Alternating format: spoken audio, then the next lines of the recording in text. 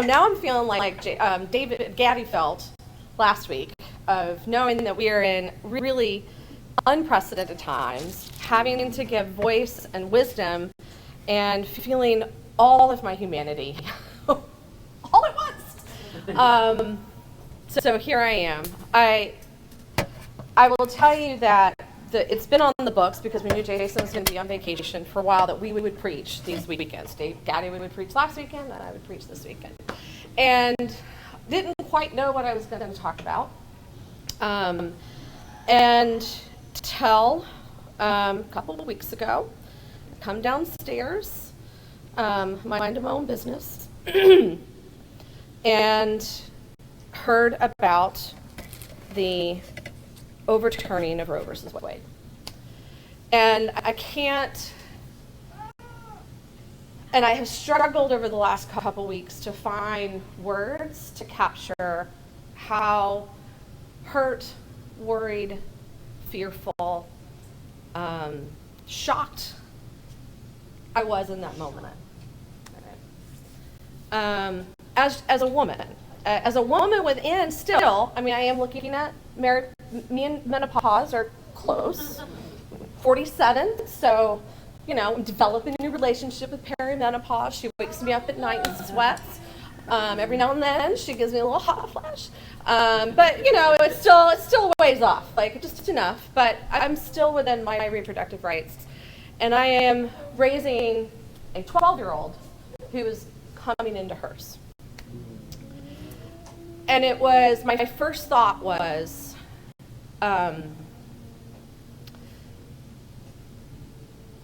my daughter now potentially has less rights coming into her womanhood than I did coming into mine. So I'm just going to let that land. No matter what we agree to the decision, right, of whether it was good or bad, or for states' rights or not, the fact of the matter is, prior to a couple of weeks ago, the constitutional right to a woman's body and her reproductive rights was a constitutional right, guaranteed by the 14th Amendment. And now it is not. And it is up to legislatures, who are primarily men, to dictate what happens to a woman's body. Right? That's the fact. And that is a very scary proposition to be as a woman, and as a woman who is in her reproductive years. So as I was mulling this over, and I'm like, what am I going to say? There was an expletive in there. What am I going to say?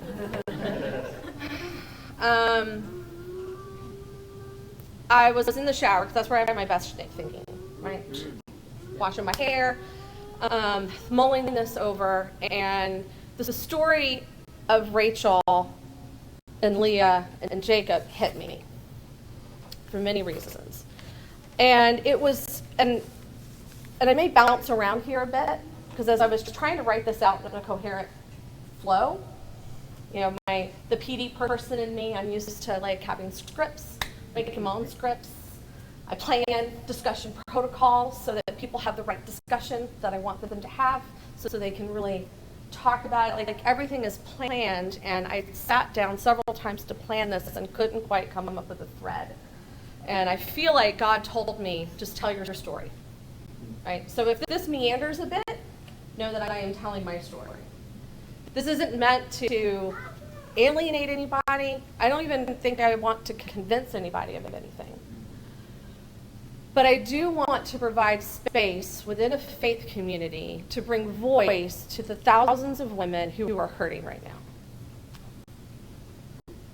Because so often that voice has been silenced in faith communities. Whether it be because the voice of one side of the issue has been louder, or the fact that in our faith communities we don't want to talk about any of that for fear of alienating anybody. So my goal isn't to alienate, my goal is to provide voice. And as the designer in me, as the engineer in me, I also come with this sort of thought of the design process, and it always should start with empathy. Not sympathy, not yeah buts, not even shoulds. I did say should, but not even shoulds. It should start with empathy to understand a person's point of view and understand their lived experiences and understand how they have derived at their conclusions based on their lived experiences, without judgment, without calling to question, without assuming that they haven't done the work, right? Everybody forms their opinions based on their lived experiences, based on what they have read. And let's start with the assumption that I'm coming with my own. My own thoughts, my own reactions. So I guess it's my caveat to say, let me meander a bit. And I don't mean to alienate anybody, but I will probably be showing a lot of my biases today and vulnerabilities. So there I am in my shower, and what strikes me is remembering the time when I read this particular story about Rachel and Leah in Genesis. So when I was in engineering school, one of the things that the University of South Carolina does when you are in engineering school, and it's a liberal arts college, is you have to specialize in a liberal arts area. But it cannot be in a liberal arts area where you earn a skill. So I couldn't do acting, which is what I wanted to do, because I'm like, no, that's learning a skill. And I'm like, oh, okay, flute. And they're like, no, that's learning a skill. So I had to do it in some area. And I chose to specialize in religious studies. So at that time, I took a New Testament theology course, I took an Old Testament theology course, I took comparative religion, and I took religion and culture. And all four of those classes have really defined me in my spiritual walk. I don't necessarily come from a religious family in the fact that we went to church every day, right? Probably more of a spiritual, we had open conversations. So I didn't have the biases of somebody telling me what these stories meant. So when I was introduced to some of the idiosyncrasies, especially the Old Testament, it was like this world opened up to me, right? There's actually two creation stories. It's not just one in the Bible, right? The story of Noah is actually two different authors and an editor interwoven together. And if you look closely, you can see where one voice begins and the other voice ends. And sometime in graduate school, I decided to take that a little bit further, and I sought to read the Bible cover to cover. Now, I did not get past the chronology, because it gets really boring in the Chronicles, not chronology, in the Chronicles. But I did discover and develop a love of Genesis during that time, right? Like, there's just this rawness to Genesis. There are these imperfect people living imperfect lives. And in there, I found something I wasn't expecting to find. I found the power of the feminine spirit. The power of women who were in systems of systemic oppression, right? We have that big buzzword, and I've been trying to unpack that, right? Whether it be a cage of what society expects us to be or who we are. But the fact of the matter is, women at that time period were owned by their husbands. Women couldn't always, like, they were at the behest of their father, and then they were at the behest of their husband. And should their husband die, and by God's glory, they had a son, they were at the behest of their son and their son's family. If they did not, as we have talked about in the story of Ruth, there could be devastating consequences. One of the reasons why Jesus talked so much about widows is because at that time period, they were women who didn't have other options. You couldn't make your own money. You couldn't own your own land, right? So in a matter, they were destitute. And as a widow, that speaks to me. So we have these women here who are not only in a marriage, but they're in a plural marriage with concubines. And I sent the wrong verses to read, but I wanted us to look at like the beginning of the story. So just to remind you, what happened at the beginning is Jacob saw, Abraham sent Jacob off and said, you need to go and find a wife, and or you need to go, go. Your brother's mad at you, you need to just go. Let him cool off, and then you can come back. and go to my cousins, I can't remember, a family member, my cousins, Laban, he'll take care of you. So Jacob does, and he meets Rachel and immediately falls in love with her. So Laban said, yeah, if you work with me, work for me for a while. And then she was the younger sister. So Leah was the older sister, Rachel was the younger.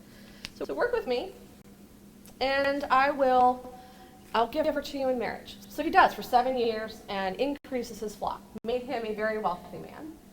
And on the night of the wedding, Laban pulled a switch. He put in Leah there. So Leah is now in a marriage that's not of her choosing, right, by her father, and doesn't find out until after Jacob slept with her, right? So kind of brings into some stuff about consent. And then, of course, Jacob goes, hey, Laban, what's up with this? So Laban goes, all right, I did you dirty. No, he didn't say that. He was like, well, they're my daughters to do with what I can. So work with me for another, and complete your week with her, right? So your honeymoon with her, and then I'll give you Leah, which she does, or Rachel, which she does, which is the wife that he wanted. So even now Leah is attached to a husband who wasn't of her choosing, and then Rachel is having to share her husband, who she loves, with there. So we see these cages being built. And not to mention, they both have maids, that because at some point neither of them could get pregnant, which at that point was the economy. To bear a child for a woman was how you had social standing. It was how you had standing within the household. It was everything to you. And to bear a son, even more so. And a favorite son, probably even more so. So because neither of them could get pregnant, I think there was this sort of vying of position. And Leah's is like, well, my womb isn't open up, so take my maid. And Rachel, not to be outdone, and is going like, well, take my maid. So again, we have maids who are coming in, now getting married, or given away without their choice or their consent. So I just say that to say, just imagine that system, and not imagine like this is your worldview, and you really have no way to get through it. So where do you find the power? And it was in the story of Rachel and the mandrakes that I first read, and I saw that women are wily. We are intelligent. We are thinkers.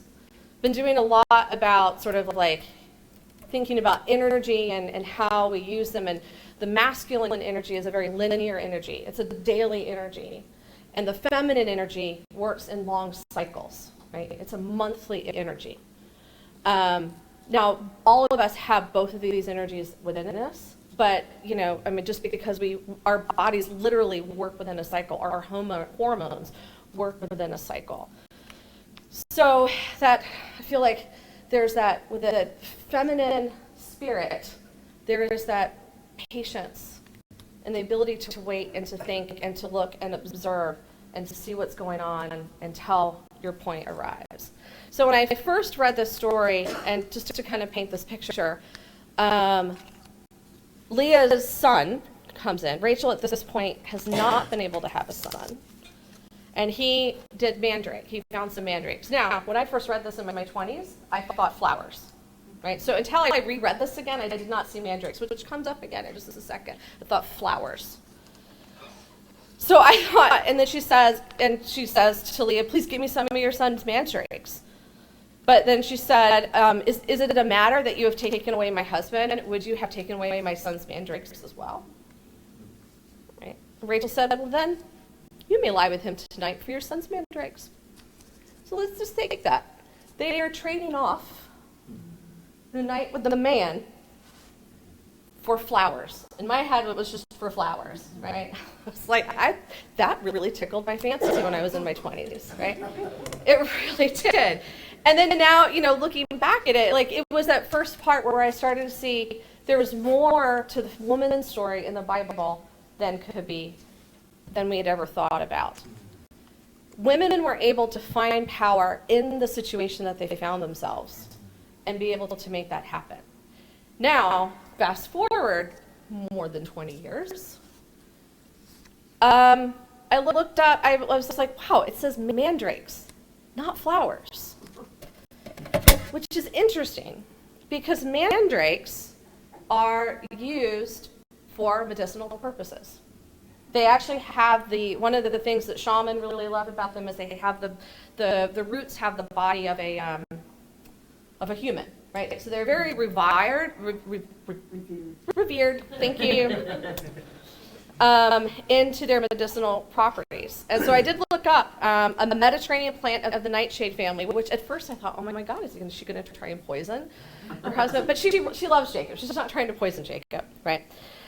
With white or purple flowers and large yellow berries, it has so I'm just going to skip down. The roots and leaves are used to make medicine. People take European mandrake root for treating stomach ulcers, colic, constipation, and asthma, hay fever, convulsions, arthritis like pain, and whooping cough. So, and a couple other sources, although I couldn't find it, it could be that she was also trying to make a tincture to be able to have a child. Right? So not only is she's using the power and the circumstances that she has to almost take control of her own reproductive health in here without necessarily needing a man, and she's trading like that night with her husband for this. I thought, God, that was actually kind of smart. And fast forward, she ends up having two children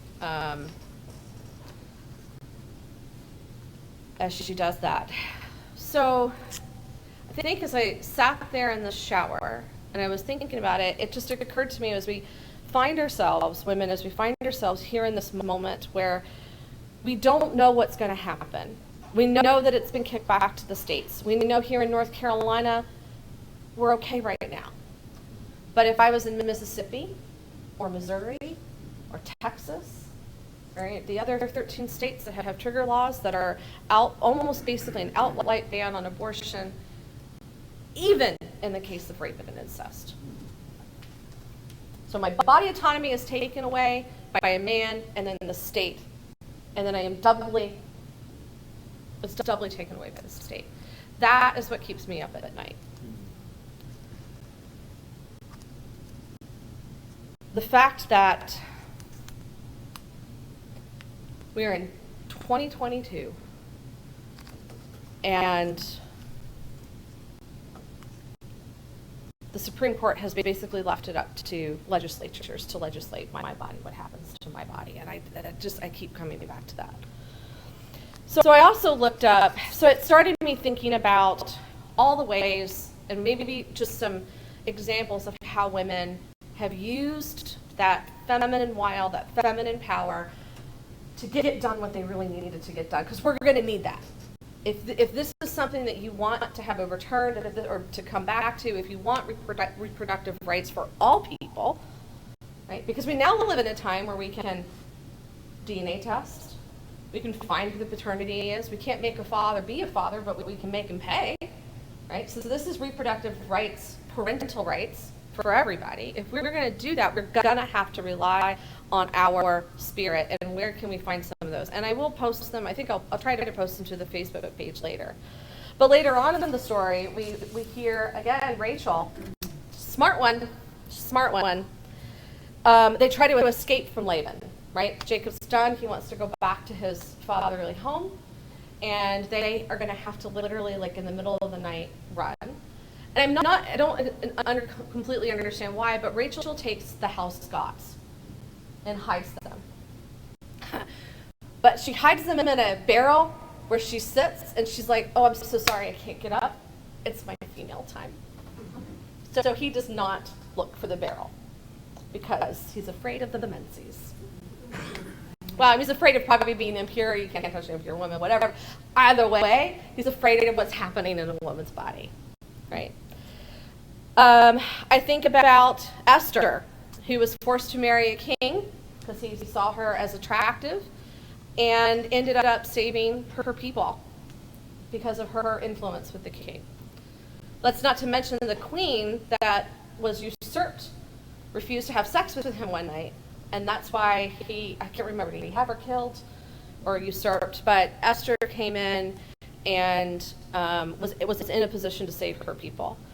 Or Rahab and Joshua, she was the prostitute whose men came in and visited her, as men do who are at war. And she hid them when the king's men were looking for them. There's also Deborah, who was one of the only female judges. Judges chapter 4. She was a female judge and prophetess. So can you imagine that at a time when women did not have a lot of political power or religious power? And was responsible for the soul of Israel. And within there is the story of Jael. And you got to read this. Just read Judges 4, Judges chapter 4. There was a very oppressive king who was standing in the way of the Israelites.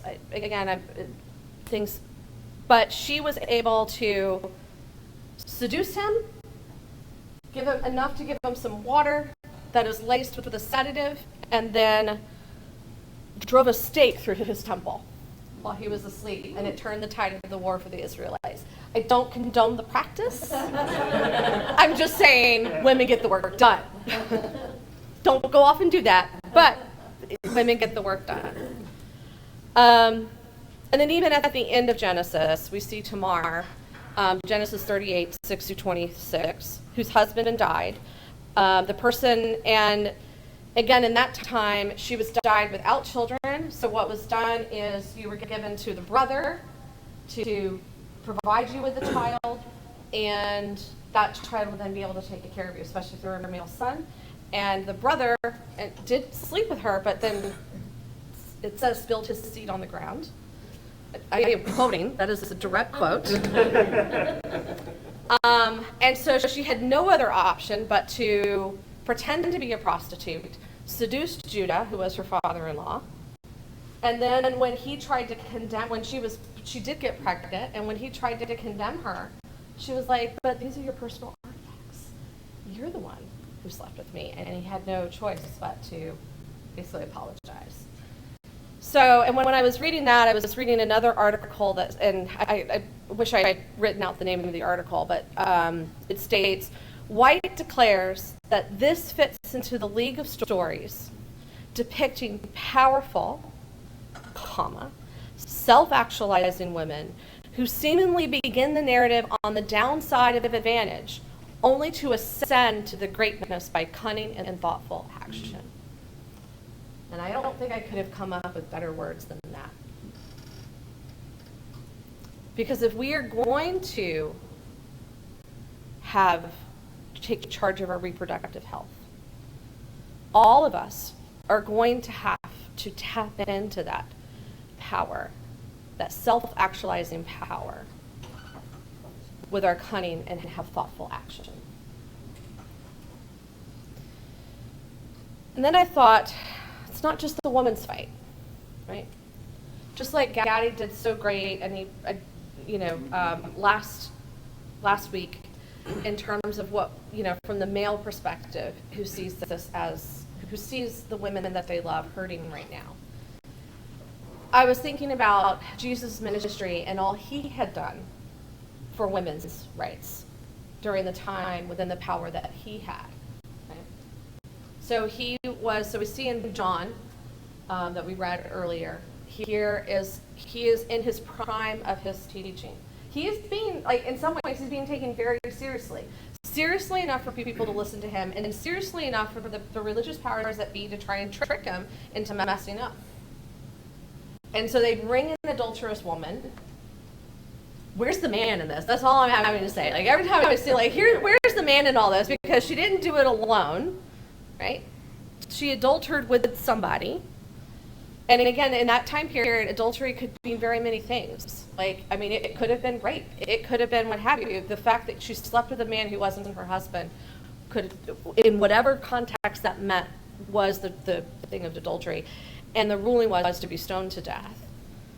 And he just calmly stands up. He stands up to his brethren. He doesn't say, yeah, you're right, that's the law. He stands up and says, he who without sin cast the first stone.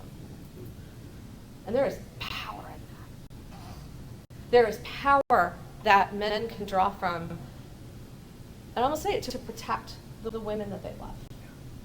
To fight for the women that they love, the daughters, the sisters, the mothers. lives so that they can live in a society that respects them and their reproductive rights. So, while I don't have perfect words or the perfect,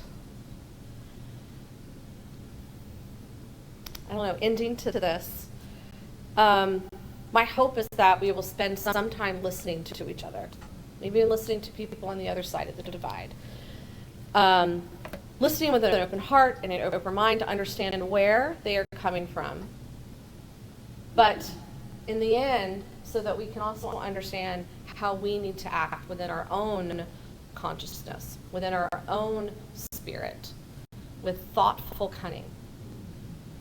Because I still have hope. I still have hope that my daughter can grow up in a country where she is respected as a woman. And she will have, the right to become or not become a parent. Because it's such, as parents in the room can attest, it is a sacred job, and it is a tiring job. And so I wouldn't want to wish that on anybody who's not ready for it. So I'm going to leave us with a prayer. I love this book it's a collection of prayers edited by Sarah Bessie. So if you haven't seen it, I will leave it up here. Oh, by the way, I did bring my concordance. This is before I wrap up. I did bring my concordance. So one of the things in preparation I Googled was, where in the Bible does it talk about abortion? And even on the most conservative Christian websites, nowhere. Not once. And if you aren't familiar with a concordance, it is where they take every word in the Bible and they say where it is. Even the word because, it is not in the Bible, or at least the English translation. Yeah, there's abhorrent, there's abhorrence, there's babes, there's babies. They don't talk about abortion. And probably because up until like the 1840s, the other research that I did, before the quickening, before the baby moves, it wasn't really considered life. And it was left up to the women.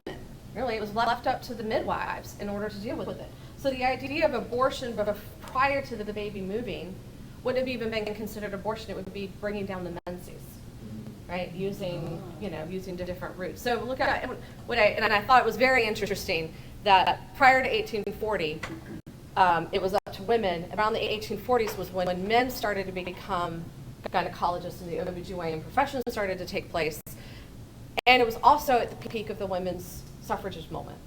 So the first laws of abortion were passed between 1840 and 1860, and the women did not get the right to vote until 1863.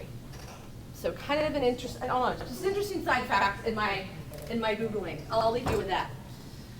I thought I'd close with a prayer from this, and it is a prayer for the tired, angry ones, by Laura Jean Truman. God, we are so tired. We want to do justice, but the work feels endless, and the results look so small in our exhausted hands. We want to love mercy, but our enemies are relentless, and it feels like foolishness to prioritize gentleness in this unbelievably cruel world. We want to walk humbly, but self-promotion is seductive, and we are afraid that if we don't look after ourselves, no one else will. We want to be kind, but our anger feels insatiable.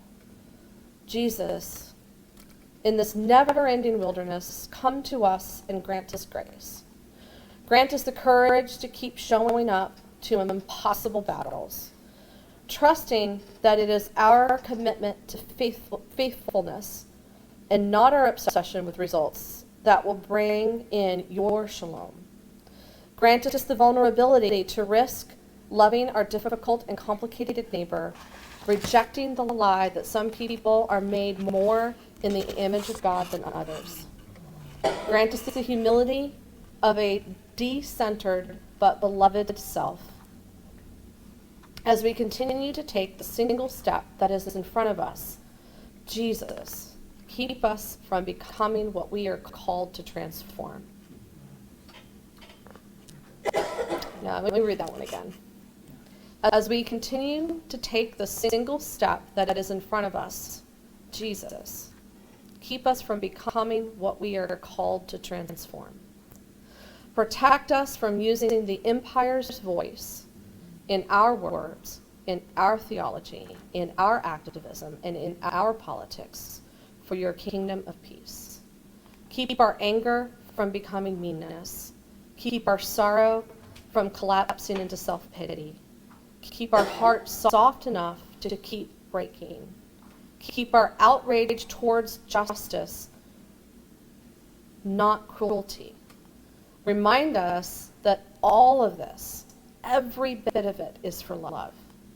Keep us fiercely kind. Amen.